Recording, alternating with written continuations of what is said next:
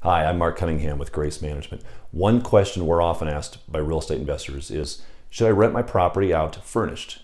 Can I make more money on it? Is there a reason not to? I've heard it's a good idea. People are doing Airbnb. Should I rent it furnished? Well, there's a couple things to consider if you're looking at renting a furnished property.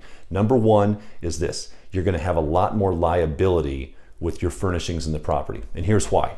When a tenant comes into a property and they bring their own furnishings, if their little cute kid is running across the top of their kitchen table and slips and falls and hits his head, is that any liability of yours as the landlord? No, of course not.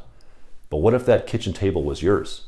You put it in there and the leg was a little bit wobbly. Suddenly now you could potentially have a liability claim because the table that Junior fell off of and hit his head was your table, and you should have warned them about that wobbly leg. So you have liability, number one. Second reason you don't want to do it is because you now have to maintain that property that's in there.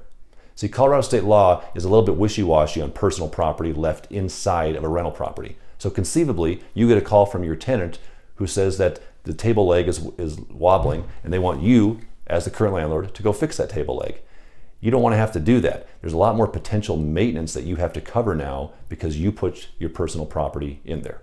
Never mind the headache of on a turnover having to go out and count forks and spoons. That can take some time as well. So those are a couple considerations. We also find that you don't get as much additional income as most people think they're going to get by renting the property furnished. Now, if you're going to look at doing a short-term furnished rental like Airbnb, that's a different scenario. You may make some good money doing that, but here's the thing to be cautious of with that. Does your community allow short-term leases? Many multifamily communities, condos, townhomes, and even a lot of single-family communities now are not allowing short-term leases because the residents are saying, hey, we don't want someone coming in here and renting my next door neighbor's house for 3 nights at a time because I don't like that. It decreases our property values. So HOA associations are outlawing anything less than 30, 60, 90-day rentals in properties. So be sure to check your bylaws, check your HOA before you go out and invest in a property, furnish it, and then think you're going to rent it on Airbnb.